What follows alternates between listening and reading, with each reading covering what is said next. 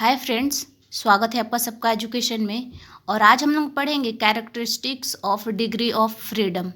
तो चलिए इसे समझने के लिए चलते हैं सबका एजुकेशन में।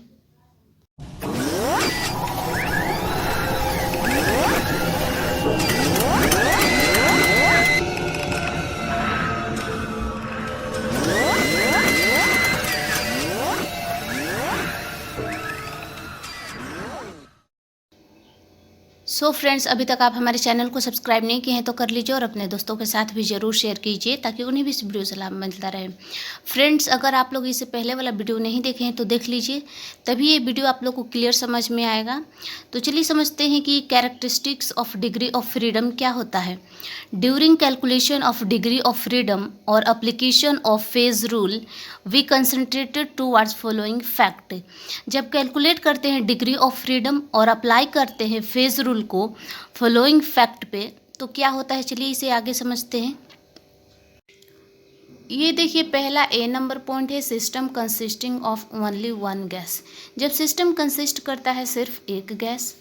Any pure gas that obey ideal gas equation PV equal to nRT if any two out of this variable that is pressure, volume, temperature are specified, then third variable can be calculated. That means in pure gas system degree of freedom is always 2. कोई भी pure gas ideal gas equation PV equal to nRT को मानता है अगर उसमें से कोई दो वेरिएबल स्पेसिफाइड रहेगा तो हम लोग थर्ड वेरिएबल को कैलकुलेट कर सकते हैं। और ये वेरिएबल कुछ इस तरह से है, आप देख सकते हैं, प्रेशर, वॉल्यूम, टेम्परेचर। इन तीनों में से जब कोई दो वेरिएबल स्पेसिफाइड रहेगा तो हम लोग थर्ड वेरिएबल को कैलकुलेट कर सकते हैं।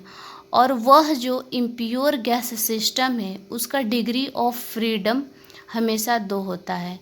दिस सिस्टम इज़ बाईवेरिएंट और यह सिस्टम बाईवेरिएंट होता है। तो अब चलिए इसे आगे समझते हैं। ये देखिए, बी नंबर पॉइंट है in water equilibrium system with vapour. जब वाटर इक्विलिब्रियम सिस्टम वेपर के साथ होता है, ये देखिए वाटर है लिक्विड के फॉर्म में, जैसे ही आप इसको हीट करेंगे तो ये वेपर बन जाएगा और गैस में चेंज हो जाएगा। वाटर से वेपर भी बन सकता है और वेपर से वाटर भी बन सकता है, इसीलिए यहाँ पे इक्विलिब्रियम का साइन है। In this system degree of freedom in only one because at a given temperature the vapor of water can have only one value. Thus if one variable specified then other become fixed automatically. That means water vapor system is univariant.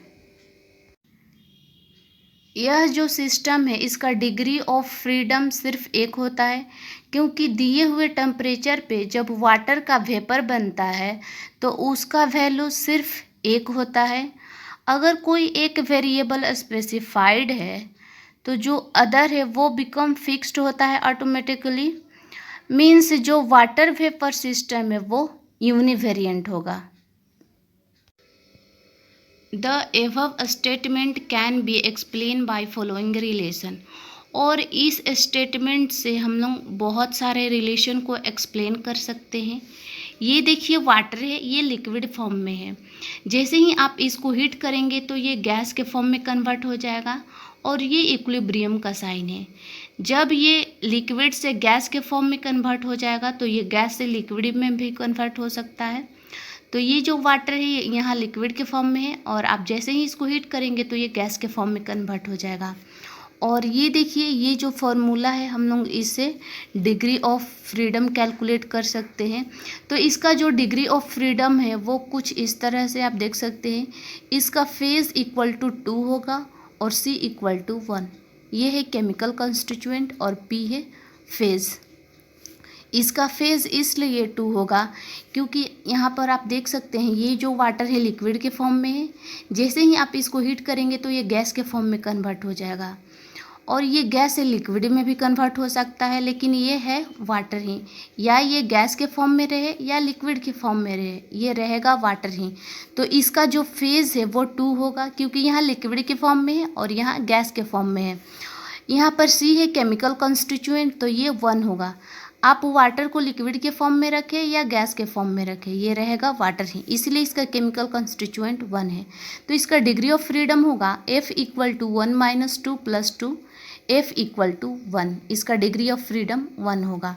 This system is यूनिवेरिएंट, और यह system यूनिवेरिएंट होगा क्योंकि इसका degree of freedom 1 होता है। तो अब चलिए इसे आगे समझते हैं। ये देखिए सी पॉइंट है, ice water vapour equilibrium system. जब ice water vapour equilibrium system में होता है, ये देखिए H2O है लिक्विड के फॉर्म में। जब इस H2O को आप हीट करते हैं तो ये H2O गैस के फॉर्म में कन्वर्ट हो जाता है, और यहाँ इक्विलिब्रियम का साइन है, आप देख सकते हैं। लिक्विड से ये गैस के फॉर्म में भी कन्वर्ट हो जाएगा और गैस फॉर्म से लिक्विड फॉर्म में भी कन्वर्ट हो जाएगा। अगर आप इस H2O लिक्विड को फ्रीज़ करते हैं तो ये आइस के फॉर्म में कन्वर्ट हो जाएगा, सॉलिड बन जाएगा, और आप देख सकते हैं कि यहाँ इक्विलिब्रियम का साइन है। जब ये H2O लिक्विड जब आप फ्रीज करेंगे तो ये आइस बन जाएगा सॉलिड के फॉर्म में, फिर ये जो H2O सॉलिड के फॉर्म में है इसे लिक्विड के फॉर्म में भी कन्वर्ट हो जाएगा, इसलिए यहाँ पे इक्विलिब्रियम का साइन है। तो ये जो लिक्विड का 3 फेज़ है, solid, liquid and gas phase, ये तीनों फेज़ वाटर का एक साथ कोएग्जिस्ट करता है। चलिए आगे समझते हैं कि कैसे एक ही जगह कोएग्जिस्ट करता है इस वाटर का तीनों phase, solid, liquid and gas.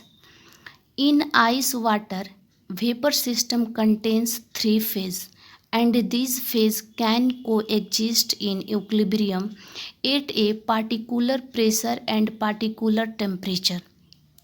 ये जो आइस वाटर वेपर सिस्टम है ये कंटेन्स करता है 3 फेज एंड दीज फेज, और ये फेज को एग्जिस्ट करता है इक्विलिब्रियम में किसी particular pressure and particular temperature पर। को एग्जिस्ट का मतलब होता है एक साथ होना। Any change these factor like temperature and pressure will ultimately disturb the equilibrium, leading to disappearance of one phase. Thus, the system is completely defined automatically, and there is no need of specifying any variable। अगर इस factor में से किसी को change कर they like temperature and pressure, तो जो equilibrium system है वो अल्टीमेटली डिस्टर्ब हो जाएगा, क्योंकि किसी पार्टिकुलर टेम्परेचर एंड किसी पार्टिकुलर प्रेशर पर इक्विलिब्रियम में वाटर का तीनों फेज एग्जिस्ट करता है, सॉलिड, लिक्विड एंड गैस। अगर इन दोनों में से टेम्परेचर एंड प्रेशर, इन दोनों में से किसी एक को चेंज कर दे तो जो इक्विलिब्रियम सिस्टम है वो अल्टीमेटली डिस्टर्ब हो जाएगा। जब इक्विलिब्रियम सिस्टम डिस्टर्ब हो जाएगा, अगर उसमें से एक फेस का डिसअपियरेंस हो जाए, कोई एक फेस गायब हो जाए उस सिस्टम में से, तो जो सिस्टम है वो ऑटोमेटिकली कंप्लीटली डिफाइन हो जाता है। जैसे ही एक फेस गायब होता है तो जो सिस्टम है वो खुद ब खुद उस फेस से अलग हो जाता है। जैसे ही सिस्टम खुद ब खुद अलग होता है तो किसी भी वेरिएबल को स्पेसिफाइन करने की ज़रूरत नहीं पड़ती है। Hence this system is invariant और हैज़ 0 डिग्री ऑफ फ्रीडम। ये सिस्टम इनवेरिएंट होता है क्योंकि इसका डिग्री ऑफ फ्रीडम 0 होता है।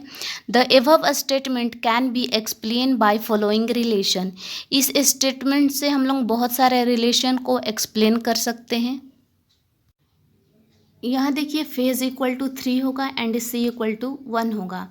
यहाँ पर फेज = 3 इसलिए होगा क्योंकि इस केस में 3 फेज एग्जिस्ट कर रहा है, सॉलिड, लिक्विड एंड गैस। और यहाँ पर C = 1 इसलिए होगा क्योंकि जो भी तीनों फेज एग्जिस्ट कर रहा है वो सब वाटर है, सॉलिड के फॉर्म में भी वाटर है, लिक्विड के फॉर्म में भी और गैस के फॉर्म में भी वाटर ही है। इसलिए यहाँ पे केमिकल कॉन्स्टिट्यूएंट 1 होगा और फेज = 3 होगा। हम लोग डिग्री ऑफ फ्रीडम कैलकुलेट करते हैं इस फार्मूले से, F = C - P + 2। तो यहाँ डिग्री ऑफ फ्रीडम होगा F = 1 - 3 + 2। आगे होगा F = 1 - 1, F = होगा 0। यहाँ पर डिग्री ऑफ फ्रीडम 0 है। इसीलिए ये जो सिस्टम है इनवेरिएंट होगा। तो आई होप कि आपको ये वीडियो काफ़ी पसंद आया होगा और अच्छा लगा होगा। वीडियो पसंद आ रहा तो वीडियो को लाइक कीजिए, मेरे चैनल को सब्सक्राइब कीजिए, अपने दोस्तों के साथ शेयर कीजिए और हाँ फ्रेंड्स, कमेंट में ज़रूर बताइएगा कि आप लोगों को ये वीडियो कैसा लगा। तो हम लोग मिलते हैं अपने नेक्स्ट वीडियो में। सो अभी के लिए थैंक यू।